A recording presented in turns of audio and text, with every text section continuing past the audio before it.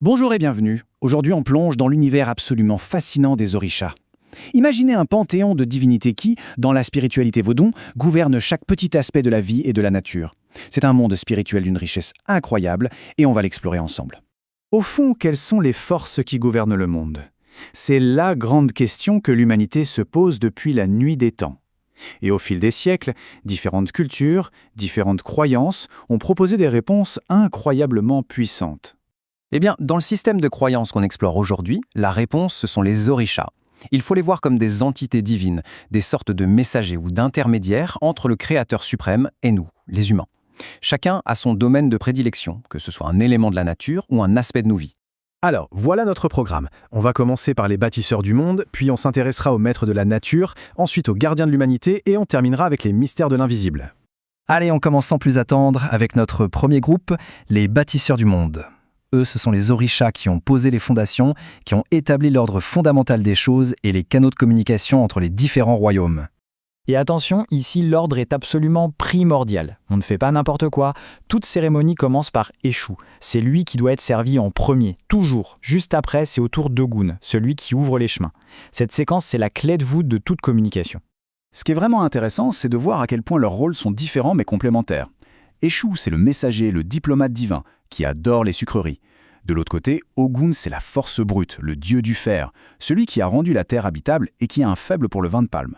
L'un ouvre la parole, l'autre ouvre la route. Et puis, il y a Obatala.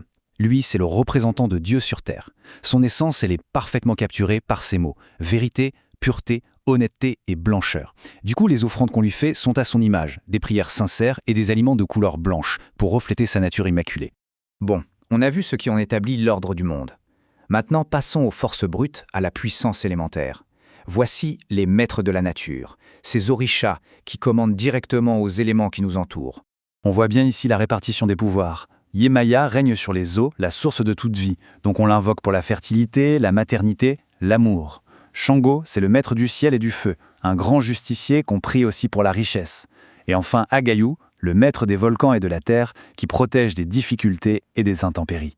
La dynamique du pouvoir sur les eaux est super intéressante. On a Yemaya, la mère de l'eau, qui a cet aspect féminin et divin.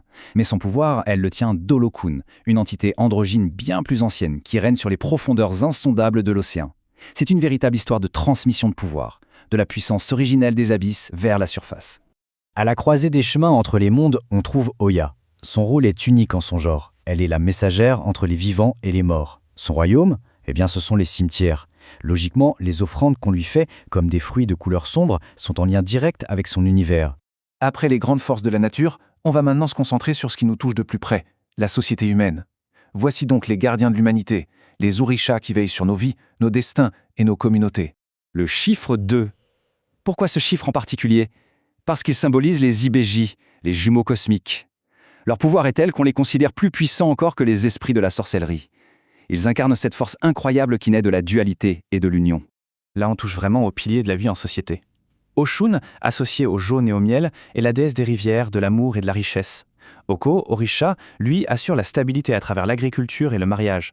Et enfin, Orunmila, c'est le guide par excellence, celui qui lit le destin. D'ailleurs, pour garder sa vision claire, l'alcool est formellement interdit à ses adeptes. Ododoua est une figure centrale, à la fois royale et créatrice. En tant que tout premier roi d'Ile-Ife, son culte nous rappelle une chose essentielle. La mort n'est pas une fin. Elle fait partie intégrante du cycle de la vie. Communiquer avec les ancêtres n'est donc pas une option, c'est une nécessité. Allez, on aborde notre dernière section et peut-être la plus énigmatique, les mystères de l'invisible. Il s'agit des orishas qui gouvernent ces forces qu'on ne voit pas forcément mais dont on ressent les effets puissants. La santé, la magie, le monde des esprits. Ici, on a une dualité très parlante. D'un côté, il y a Osanin, le grand maître de la médecine par les plantes, mais aussi un maître de la sorcellerie. Il connaît le pouvoir. De l'autre, on a Inle Abata, le guérisseur, qui utilise justement son pouvoir pour combattre activement la sorcellerie. Ce sont vraiment les deux facettes de la gestion des forces occultes pour le bien de l'humanité. Et pour compléter ce tableau de l'invisible, on a Sakpata, qu'on appelle le père du monde. C'est une figure extrêmement puissante, qui est à la fois à l'origine des maladies, mais aussi leur guérisseur.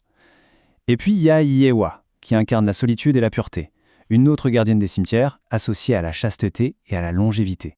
Alors, qu'est-ce qu'on retient de cette exploration? D'abord que c'est un panthéon incroyablement complet où chaque aspect de l'existence est pris en charge.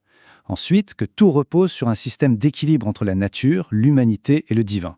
On a vu aussi que les rituels et les offrandes sont cruciaux pour maintenir ce lien vivant entre notre monde visible et les forces invisibles. Et finalement, que pour chaque défi, chaque joie, il y a un orisha vers qui se tourner. Et tout ça, ça nous amène à une dernière question, une dernière réflexion. Comment est-ce qu'un panthéon aussi complet, aussi intégré à la vie tous les jours, peut bien façonner la vision du monde de quelqu'un? C'est une question profonde qui touche au cœur même de notre rapport au sacré et au quotidien.